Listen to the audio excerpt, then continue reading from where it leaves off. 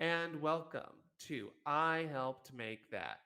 And we are doing another special episode, this time on voice acting rather than a specific movie.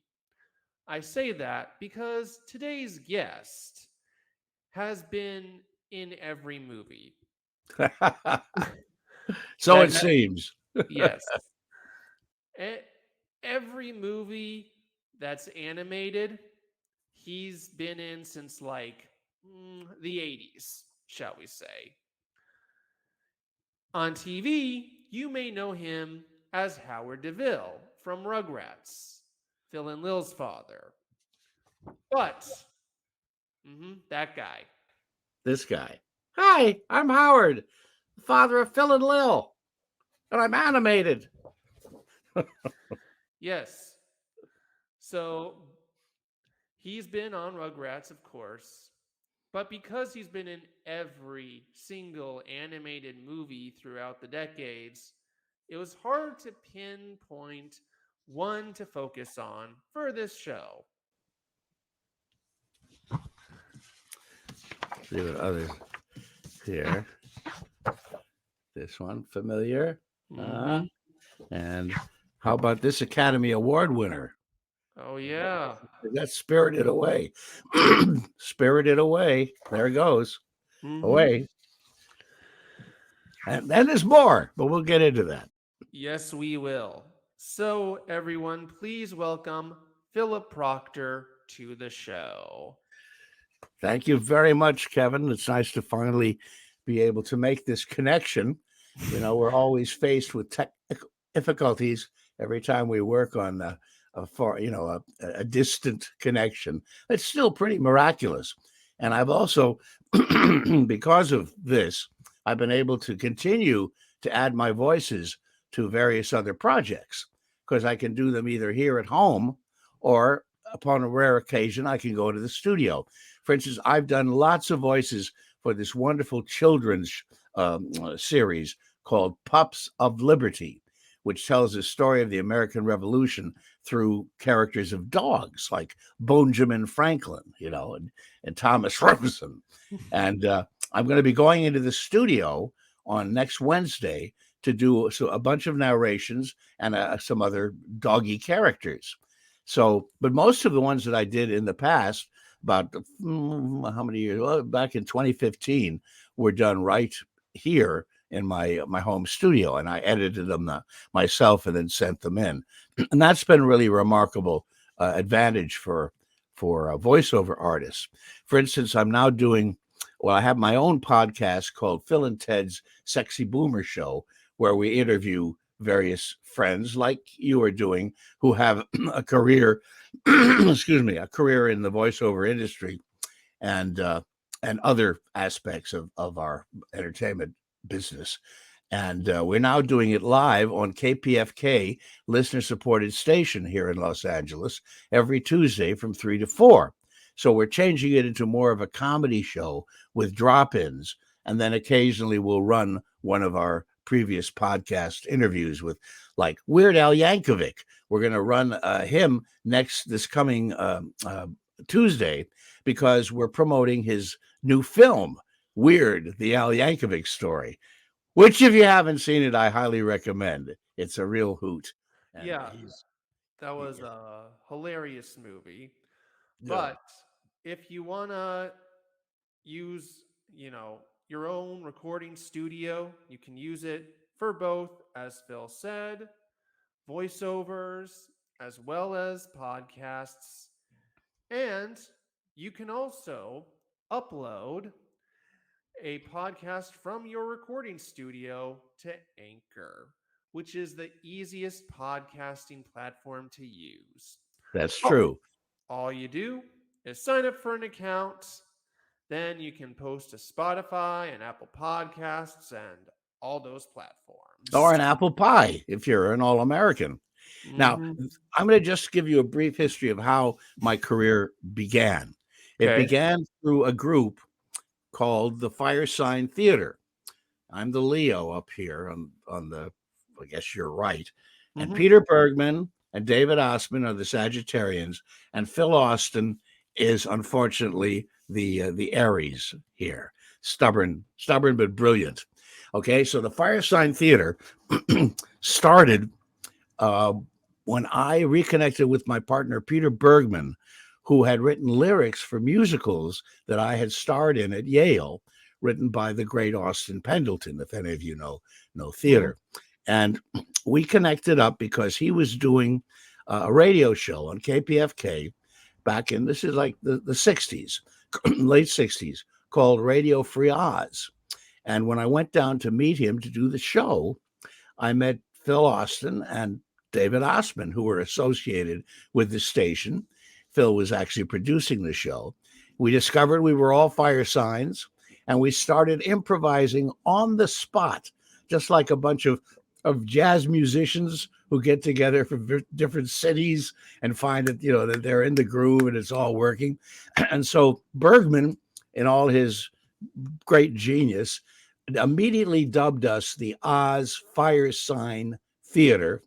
And we had to drop the Oz when we started making records because Disney was doing a cartoon you might remember called Return to Oz, and they didn't want us to use the name. So we became the Firesign Theater, which is complicated enough for people who weren't raised on radio and were aware of the Fireside Chats and the Fireside Theater, which was like a dramatization program.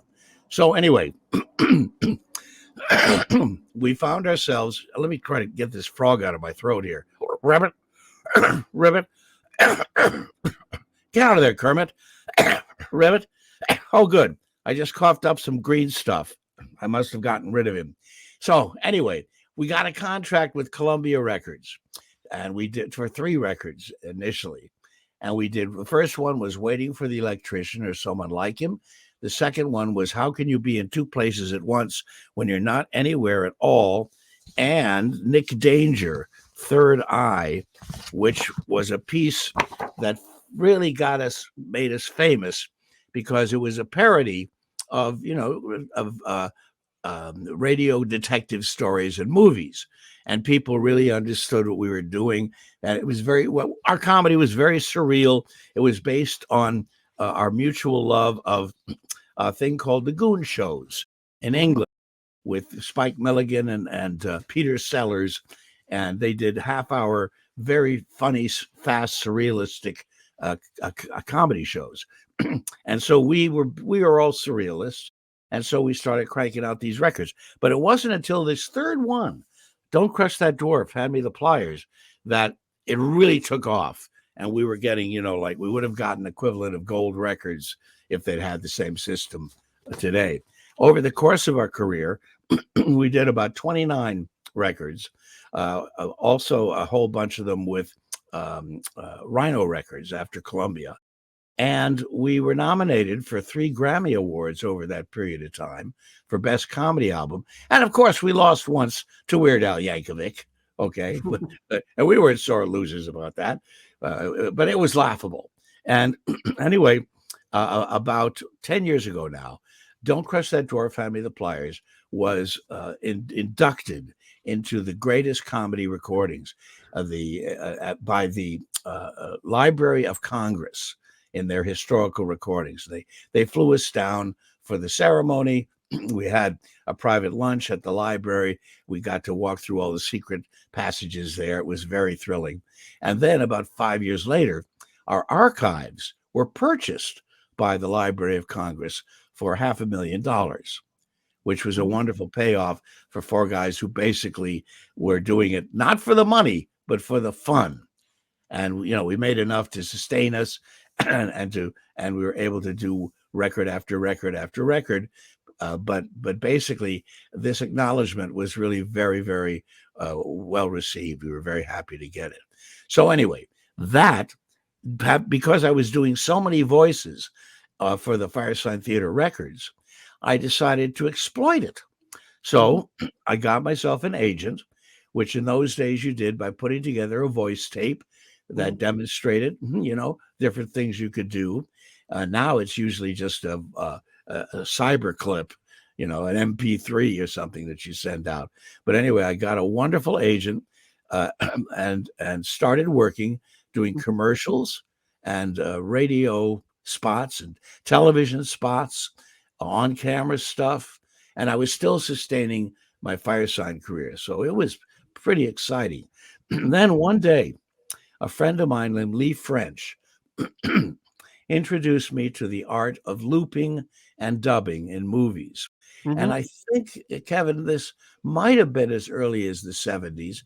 I Mhm. don't know. I'd have to go back and look at the date on some of the earliest movies and animated things I did. I know the first animated thing I did was for Mickey McGowan, who Mhm. put together a group of voiceover artists to loop and dub movies, Mhm. which, by the way, means adding additional voices to the Yeah. backgrounds, right? Yeah. And then So and, sorry. and occasionally I say, hey, we're talking over one another, and, Yeah. and occasionally replacing a voice, Mhm. or imitating the voice of a famous actor because Mhm. they weren't available to come into a sound stage in Hollywood and overdub a few lines of their own, that had to be replaced in the movie. Okay, so that's what I was trying to ask. Like, what's the difference between looping and additional voices? Well, there isn't any. Looping is the technique of being able to add voices to a movie or to revoice a character that you had done. Let's say that, that we're doing this interview and a plane flies over and it destroys the dialogue on what was the director's favorite take, but it Hmm. only destroys, like, 3 lines at the end of the scene. So instead of shooting the whole scene over again, or even doing a pickup, because let's say it was a master shot, Hmm. the actor would be invited to come in post production when they were putting the movie together and replace his lines. In the old days of Hollywood, they used to use a loop of film. They'd Hmm. make a loop of film which would show, the voice thing over and over again so that the actor could try it again and again and again until he got it. The ADR, which is I call it additional dumb replies, is a form. It's called additional dialogue replacement.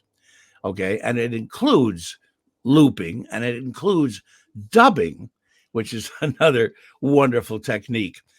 Dubbing is basically taking a foreign film like Spirited Away and replacing all of the foreign voices with English voices in Hmm. character. Okay.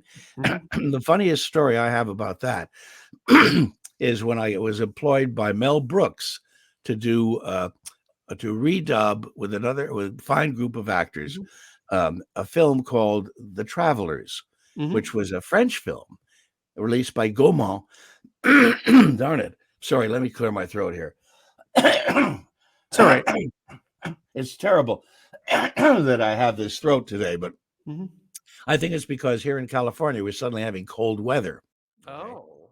and I know you can edit this thing, right? So let Hmm. me make sure I get this right. Okay, so I got hired with a bunch of other funny people to overdub a French film called The Visitors, which was Hmm. a huge success in France, and it's undertitled, subtitled. Its subtitled version was also very popular. So they said, let's do an American version of it. We'll dub it in. And of course, Mel Brooks, being the funny person he was, says, let's do it with a French accent because it's funnier. I said, yes, of course, it is funnier. That's not my dog. So we do it with a French accent. So the problem was that the French that they were speaking was kind of Parisian French, filled with slang, swallowed words, and delivered very rapidly. Comme, je ne sais pas, je peux le faire parce que c'est trop difficile. Alors bon, qu'est-ce qu'on fait là? So we had to say, I can't do it. It's impossible to do it. You understand? That's the way it is. And the whole movie had these fast sections in it. Well, we finished it. They had a test screening in Encino to a regular audience of normal Americans, and they thought we were speaking French. and they never released the film. Mm-hmm. It's Mel's only failure, he says to me every time I bring it up when I see him. So Mm-hmm. anyway, most films, however, are successfully looped or dubbed. And those sessions are very interesting because you have to match not only the lip flaps of the Mm-hmm. actor who's talking, but also their breaths and their pauses and Mm-hmm. something that they might say that is hard to find where they're talking. Mm-hmm. So and you learn, it's a real technique. I'm very good at it, but it's something that I also had to learn to be very good at.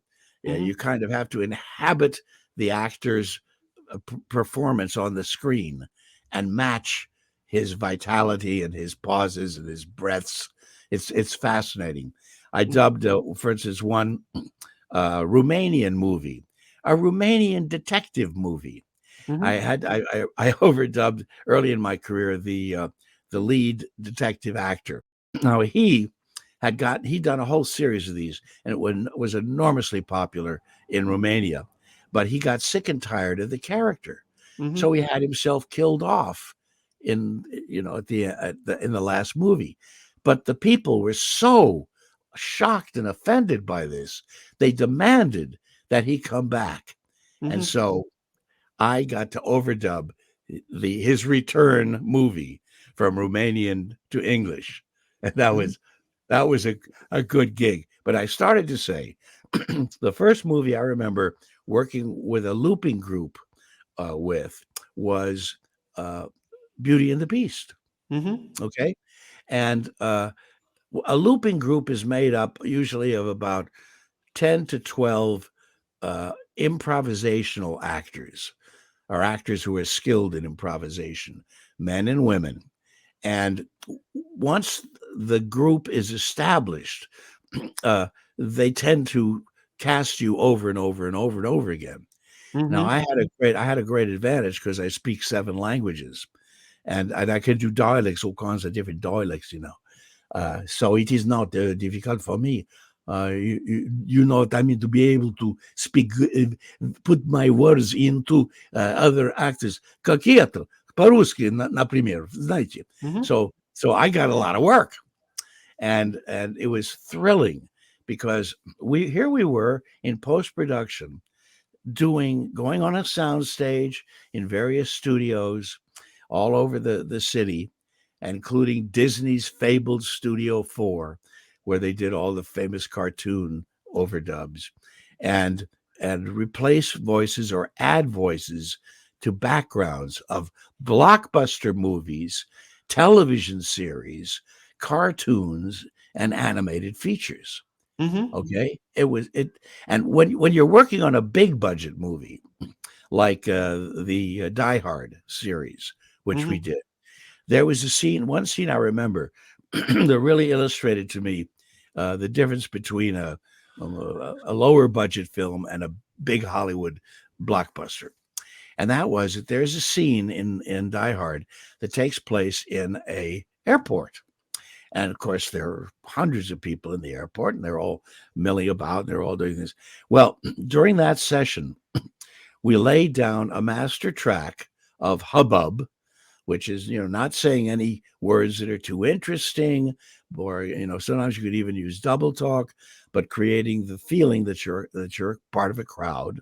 Mm-hmm. And then they took out individual people who might be passing by the camera, okay, or who were seen talking in the background. Okay. Now the trick is, which I don't think everybody understands, when extras are shown in a movie, let's say in a restaurant scene or an airport scene, they're not talking. They're I just know. pretending, right? They're Mm-hmm. pretending to talk because if they talked, they couldn't edit together the different scenes Mm-hmm. because the background sounds would be jumping out and sound crazy.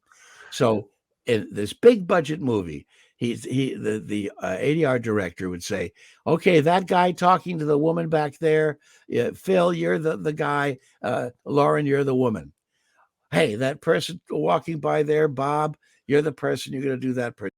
And so intricate, detailed dubbing, which which paid off because it created again a feeling of reality, and the Mm-hmm. audience was suckered in to Mm-hmm. think that they were, they were really in the scene. They were really, it was really happening. Mm-hmm. So, Okay. So, like, for instance, in say Aladdin, you'd be like one of the villagers talking in the background. well, I was a guard too. I Oh, did and a several guard. guards. Yeah. Yeah. Okay, go ahead. Like Iron Giant.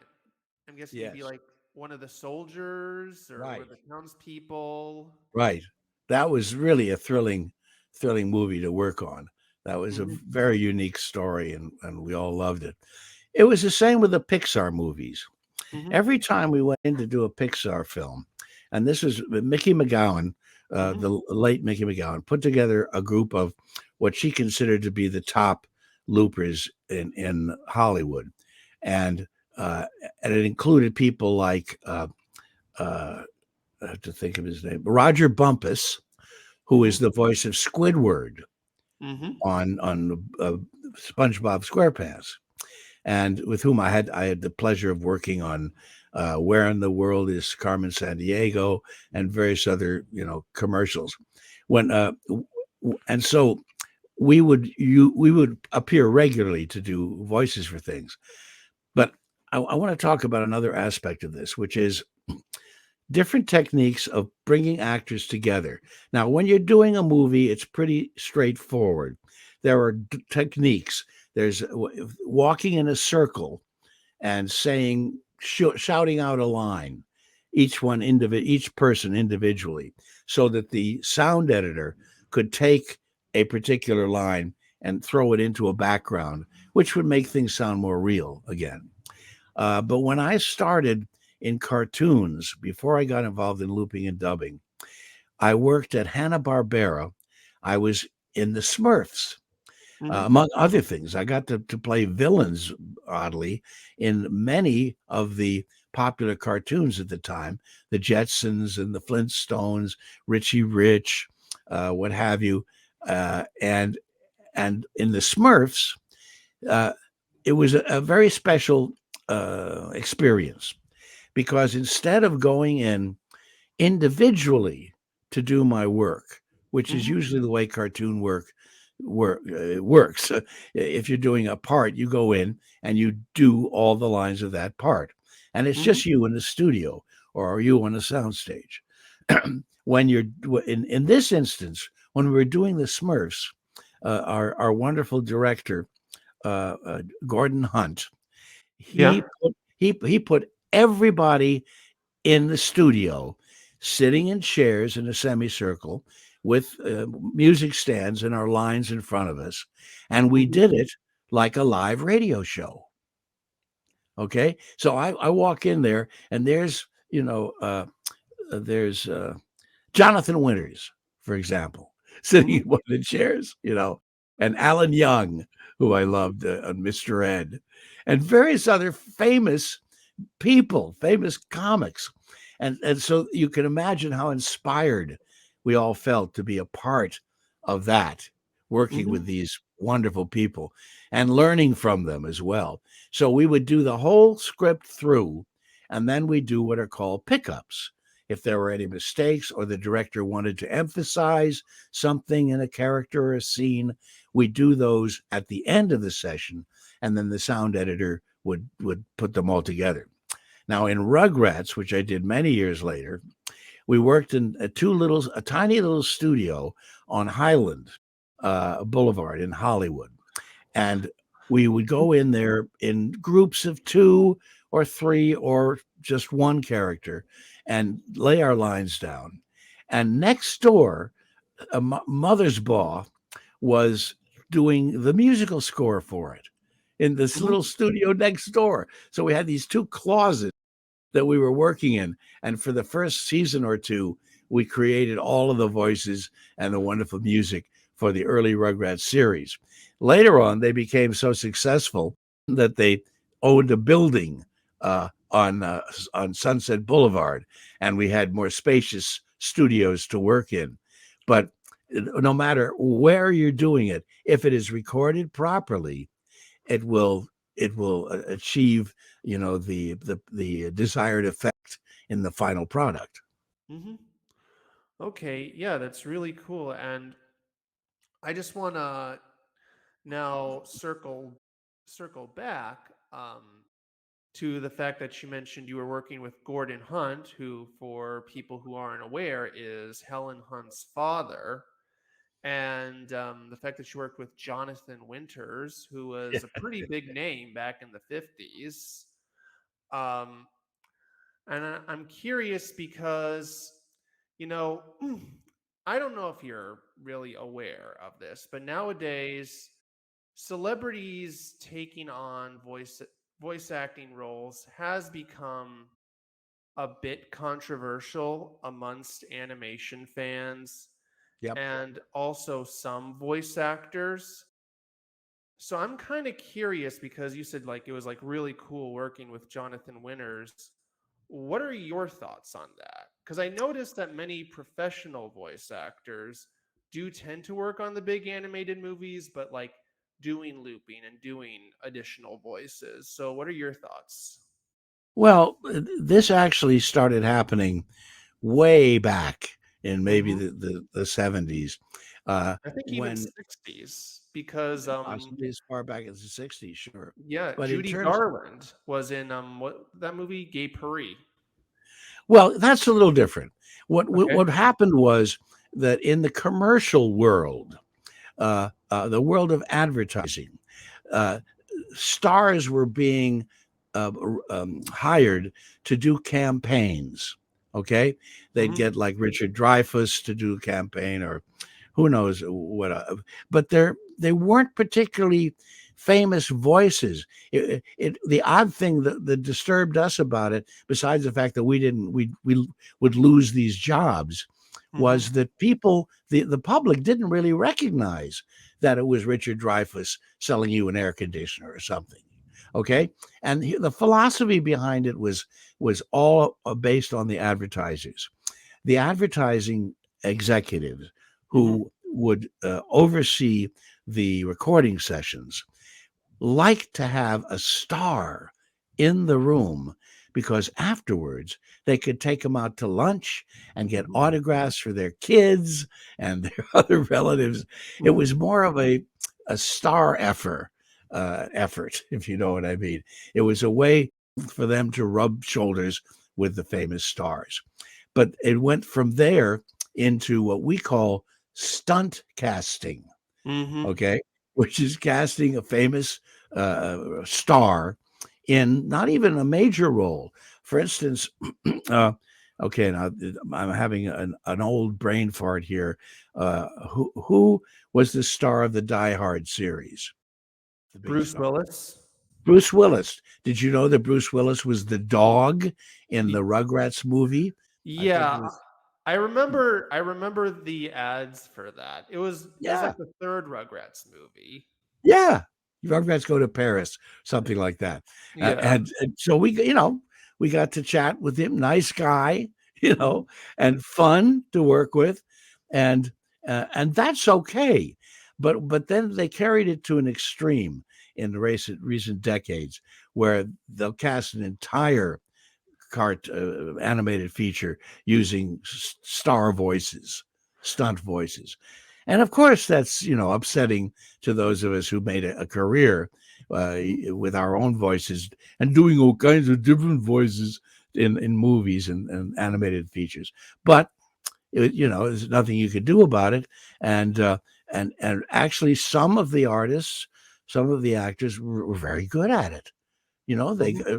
Robin Williams was, Hmm. of course he had to be cast as the Yeah. genie. Of course he did. Yeah. Brilliant, wonderful, Or you look know. at both Tom Hanks and Tim Allen as Buzz and Woody. Absolutely right. And again, now this is because we're talking about, in that instance, Pixar. Hmm. And Pixar were a are a very special animation company to work for, because they were on the cutting edge of CGI, of computer generated imagery. Mhm. And I have one funny story about that. uh, we had a premiere of A Bug's Life, in which Mhm. I was a grasshopper. And my partner in the Firesign Theater, David Osman, played the Queen Ant's right hand man or something. Phyllis Diller Mhm. played the lead, and he was her right hand man. So we're invited up to a cast and crew screening up in near Emeryville, where their studios were. And at that screening, this young man comes up to me, tall young man, dark haired, Mhm. goatee, and he says, "Hi, I'm Steve Jobs, and I want to tell you I'm a big fan of yours." Well, I was grateful, and he apparently knew Firesign Theater, so I shook his hand and said, "Thank you, Steve." And later on, when we were going through our archives to take to Washington D.C. For the Library of Congress, our archivist, whose name is Taylor Jessen, and who was also producing all kinds of wonderful material for us. And the last thing that he helped put together release is this Mhm. dope humor of the 70s. Mhm. Okay. All of these things are available at firesigntheater.com if you're so inclined.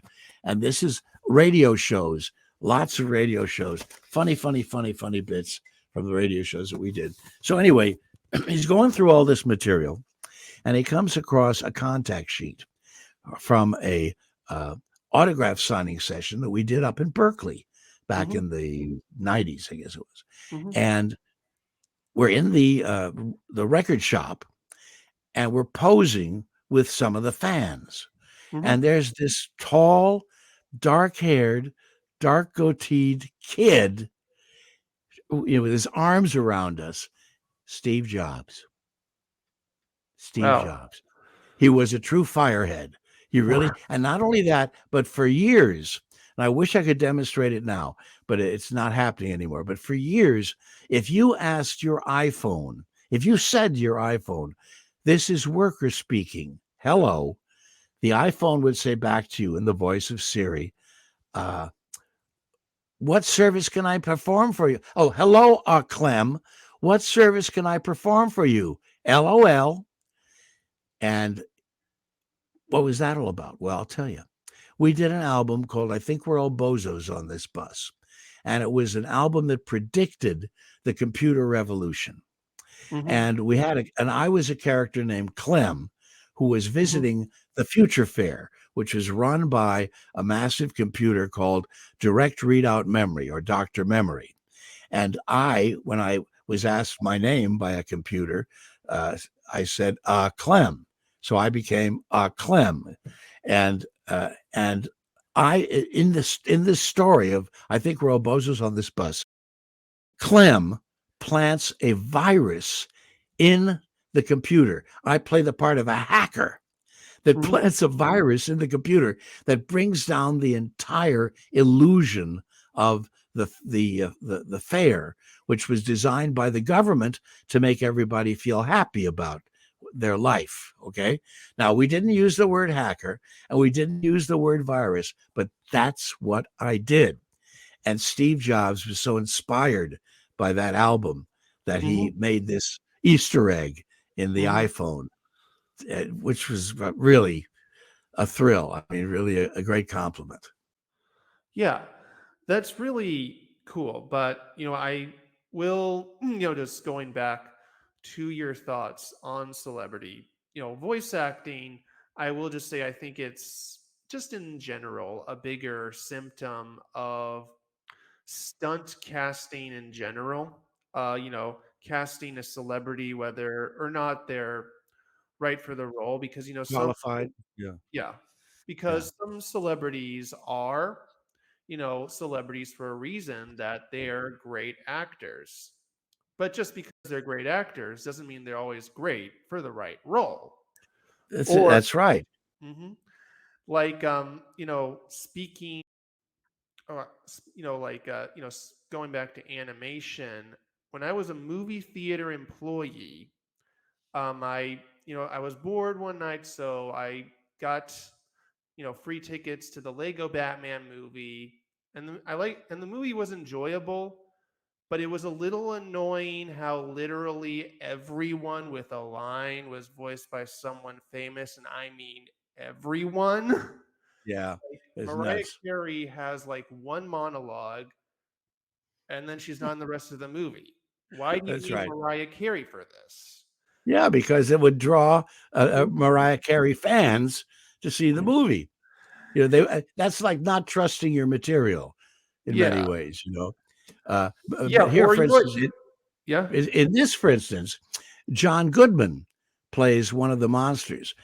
John Goodman is a huge Firesign Theater fan, Hmm. and we've known him personally for decades now. In fact, my wife, Melinda Peterson, just worked with him on a very interesting podcast. You have to Hmm. keep your ears open for this, called Hindsight, Hmm. which we recorded or was recorded on a soundstage in Burbank as though it were a movie. We had Hmm. two boom operators with microphones over our head that could follow us as we walked across the floor to go Hmm. to another room or a meeting or something. And so the film has all kinds of movement in it that you can actually hear, visual space, Hmm. and we can't wait to hear the first 5 episodes of this series, Hmm. which will either lead to more of the same or similar podcasts in the future.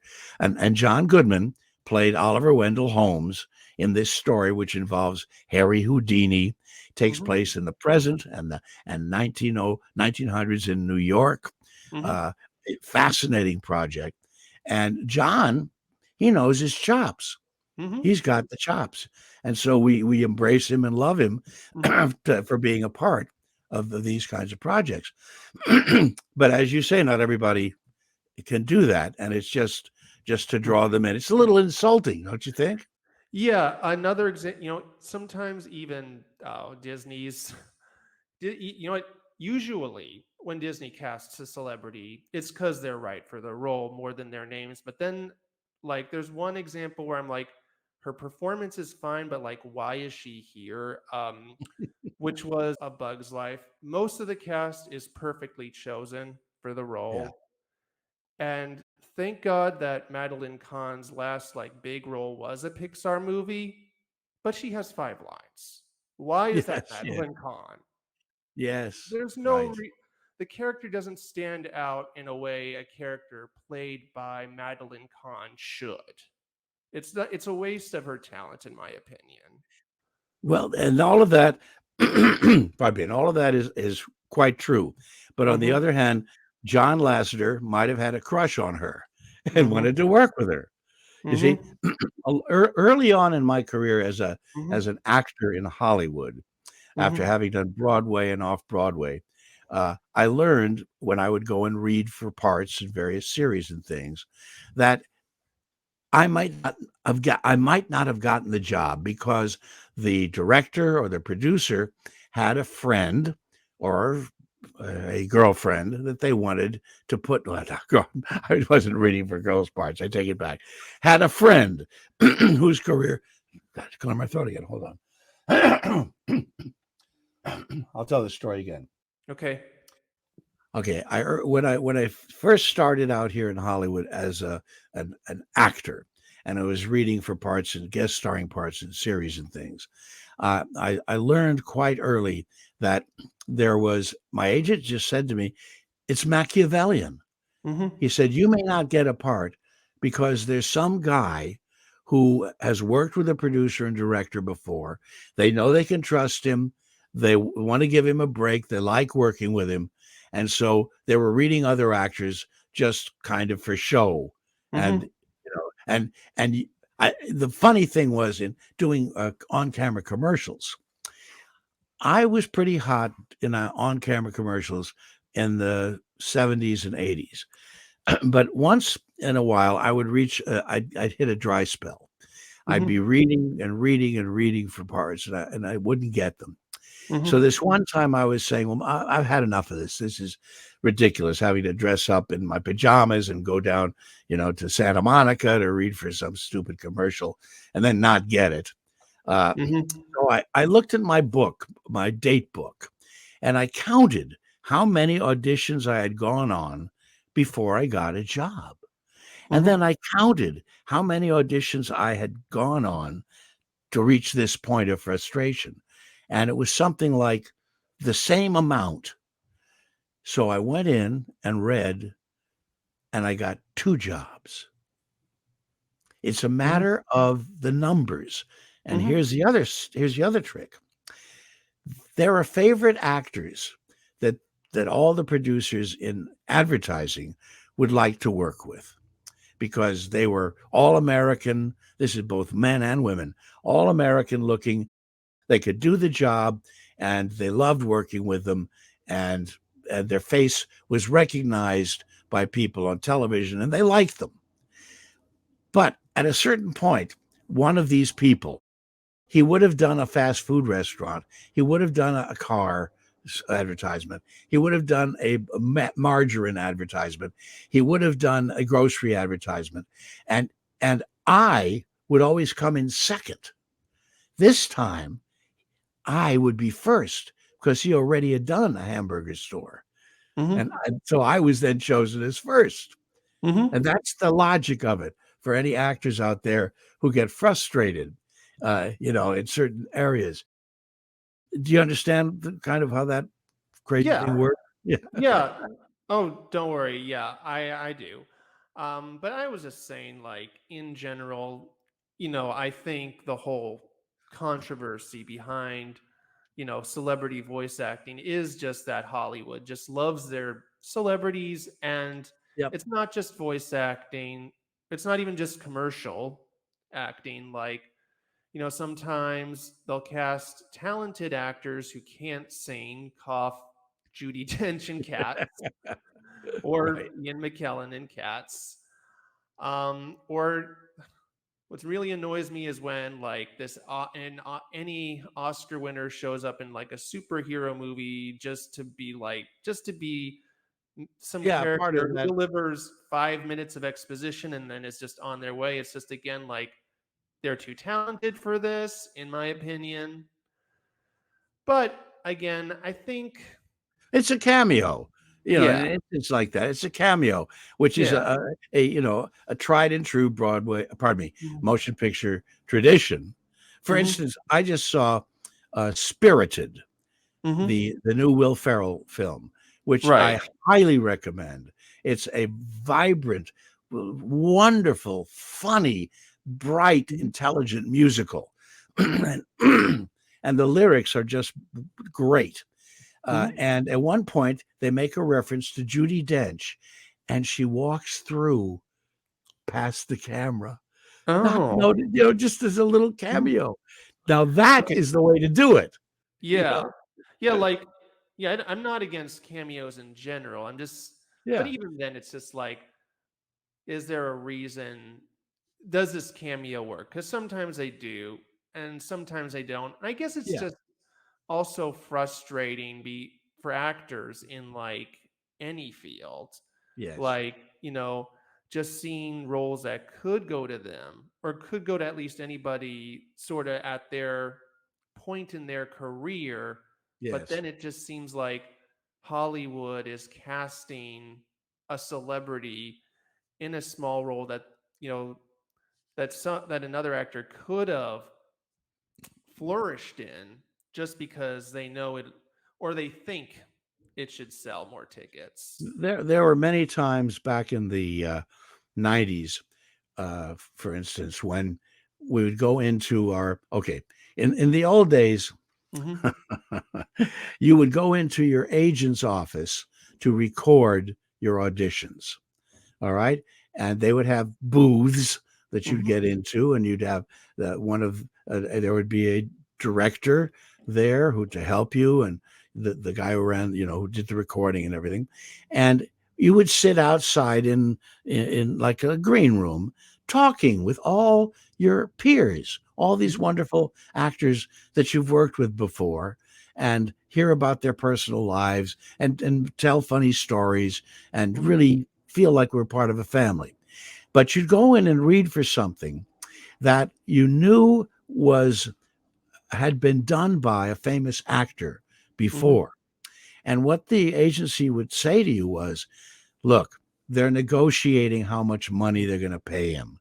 And if they can't do it, they'll hire one of you. Mhm. So there's another kind of Machiavellian turn to the business. It's not always just about your talent, quite obviously.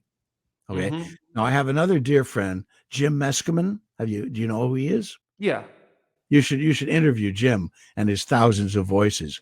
And he does absolutely brilliant celebrity impersonations. Brilliant. And he's also the voice of Colonel Sanders on the chicken ads. What Mhm. he does on his, if you go to his website, Colonel Sanders, who's a real innocent, will be talking to some great star in order to get him to do something to promote his chicken business, and he will do both voices, like Harry Shearer does and Mhm. Phil Hendry does, and create very great comic pieces. Well, he, started his career because he could imitate famous figures like George W. Bush, and so they'd use him in cartoons and things, And he can do Mhm. any impersonation of any voice, and he could also, therefore, as I said before, replace the voice of an actor who was not available to to redo certain voices in the films that he did. Mhm. So there's a special case. But there were many people in my loop groups who could do that. For instance, I once had to replace one of my idols, Jack Lemmon. I Mhm. had to replace his voice in Glengarry Glen Ross in a cleaned up version of the play for for showing on airplanes. There's one flying overhead right now as I speak, probably showing the movie. And so, so I would listen to Jack's voice, and then I would do him. Mhm. I have the kind of an ear. I was born, the way I look at it, with a tape recorder in my head, because from a very early age, I mean very early age, I could hear and repeat music. When I was a little baby, growing up in Goshen, Indiana, my grandfather was singing, a popular hymn to me, Mhm. or a lullaby, and I hummed it back. And he was so astonished that he took me downstairs in his arms, and he did this in front of my mother and my dad and my grandmother, and I did it again. And that, of course, was the last time I ever worked for free. Mhm. but but I was born with that ability. I was born into a musical family. There was always singing and harmonizing going on. And my mother played the piano and the organ. I later played the violin. And it's because of that that I could learn languages so easily, because I can repeat what I hear with pretty much no accent. I remember once I was in France. I went to the Soviet Union in 1959 with the Yale Russian Chorus, and we sang on street corners and public squares and a few theaters, and then would be Mhm. surrounded by Soviet citizens who were, had a million questions for us, being some of the Mhm. few Westerners that they actually could talk to. And at one point, after that was over, I went to France just to get away from politics, because we went from the tour of the Soviet Union, which included, by the way, Lviv and what's his name, and Kiev, which Mhm. at that time was Kiev and Lvov. We will Lvov. And anyway, uh, and then we went to the Communist Youth Festival in Vienna. And I was so fed up with politics that I decided, on the few weeks we had before we had to fly back, I would go to France, where I'd Mhm. been before, and I speak French. So I'm standing in line with a French guy and an American girl. And the American girl is talking to him and going, "Oh, je ne sais pas si je peux le faire. Pierre, est-ce possible pour nous le faire demain, par exemple?" And I was just horrified. Terrible, no French accent at all. So I said to Pierre later, I said, Pierre, don't you find it annoying that your girlfriend speaks such, bad French? He said, Philippe, when a French girl is talk to you and sound like this, do you not think he's sexy? I said, yeah. He said the same thing. Wrap your head around that one. Yeah. All right. Well, I think this is a perfect place to end it. Anyway, thank you, Philip, for coming on to the show. I've just got to say this. If you're interested in my story, Mhm. this is my book, Where's My Fortune Cookie? And it's profusely illustrated. See? And Mhm. it tells tells the story of my career up to about, maybe 5 years ago. And I think you'll find it interesting. You can reach me at planetproctor.com, or you can go to the Firesign Theater site, firesigntheater.com, and they'll connect you with me as well. All And it's been a right. pleasure talking to you. Mhm. Okay. Well, that's been I Help Make That, and I'll see you all later.